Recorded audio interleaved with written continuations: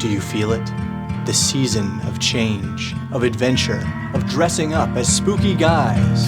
It's the perfect time of year to try a new tabletop RPG. But the struggle to find the perfect game for your group's tolerance of new mechanics and horror themes can be a horrific struggle of its own. So I'm gonna give you my top 4 picks of spooky RPGs to suit any player in a Halloween one-shot. Cause I'm Bob, this is where we learn how to have more fun playing RPGs together, and number 1 is Shadowdark. Hey, but Bob, don't you have other videos saying Shadowdark is just a brilliantly simple version of Dungeons & Dragons, not a horror game? Yes, actually. So let's break these games down with my totally objective scoring system. In mechanical complexity, specifically rated for how difficult a game is to learn for D&D 5e players and GMs, I give Shadowdark a score of 1 out of 3 RPG rulebooks. See what I did there? Because the complete game fits into one small rulebook, so you can read the entire thing in a couple hours, but you don't even need to because you already know how to play this game. Roll 1d20, high, same stats as D&D, and I'm not going to waste any more of this video talking about rules that you already know. So the other score, in horror intensity, rated for how different a game's genre is versus the whimsical superhero medieval fantasy default for D&D 5e, I give Shadowdark only 1 out of 3 mysterious orbs.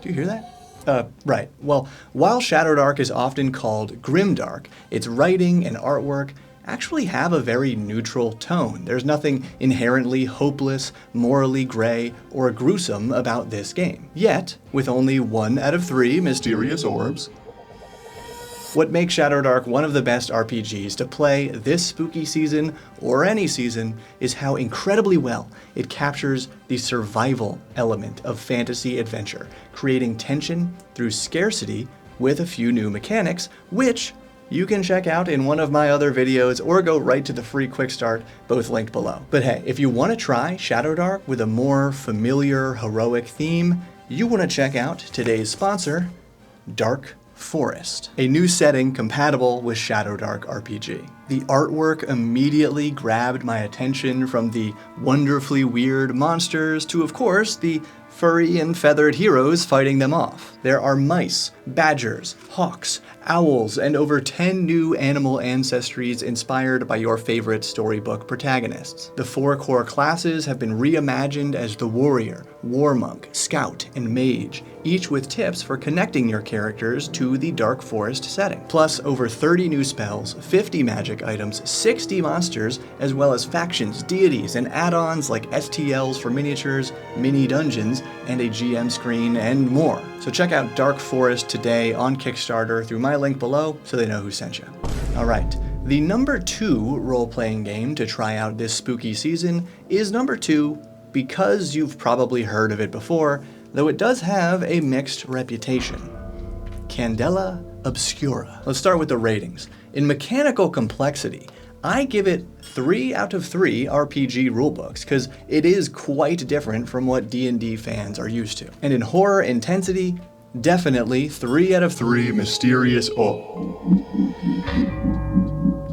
So instead of a d20, you roll a number of d6s based on one of your 3 stats: nerve, cunning, and intuition, then choosing a result, usually the highest, where every roll follows this scale from failure with consequences to critical success, getting what you want and something extra. There are expendable resources to tweak your rolls, unique abilities for each character type, and you track damage by the source: body, brain, or bleed, which is for mystical, magic with a K type injuries. And which brings us back around to genre. Quote, Candela Obscura is a horror TTRPG about occult investigators hunting down the dangerous supernatural forces making incursions into a world very much like your own. However, it uses late 1800s fashion and technology blurred by the mythologized magic, with a K, of a forgotten civilization buried directly below the known world. But then Bob, why play this eldritch horror investigatory game instead of the world's most popular one, Call of Cthulhu? Excellent question. I prefer this game for a Halloween one-shot because I always prefer rolling high instead of low. I like having a few stats instead of a lot of skills, and having as few as possible subsystems of mechanics to remember. Oh, and the mixed reputation of Candela Obscura was essentially that the game is too rules light, and that it takes itself too seriously. But the simplicity is what makes it easy to jump into, and in a world where all sincerity is kinda considered cringe now, I find it refreshing. And straight up, if Candela Obscura is too cringe for you, you cannot handle the ritualistic, collaborative roleplay madness of Spooky RPG number 3, 10 Candles. Quick testimonial. When I asked a player in my group if they want to do another batch of spooky one-shots this October, they said they don't care what we play, as long as we do at least one session of this game. So in mechanical complexity, I still give 10 Candles 2 out of 3 RPG rulebooks. It is so simple and rules light that my group found it hard to grasp the first time we played. But in horror intensity, I have to give 10 Candles 4 out of 3 mysterious orbs folding into themselves as one superlative fractal of compounding gravity, terrible yet consummatory to behold and to be held by the resultant singular orb. So 10 Candles also uses a d6 dice pool where you just need to roll a 6 to succeed, but instead of basing the number of dice on your stats, all player characters use the same dice pool, which starts at 10d6 in the first scene, 1 for each candle, decreases as you play through a scene, and then resets with 9d6 and 9 candles in the next scene, and so on. You got it. The death spiral is the reality of 10 Candles. This game is built for one-shots, and you play to lose. Furthermore, the intensity is off the charts because the rules dictate that you play in a dark room, lit only by your 10 candles, and that the group collectively chants certain phrases between scenes when you take turns establishing truths about the scenario. That's the other thing. Almost zero prep for this game.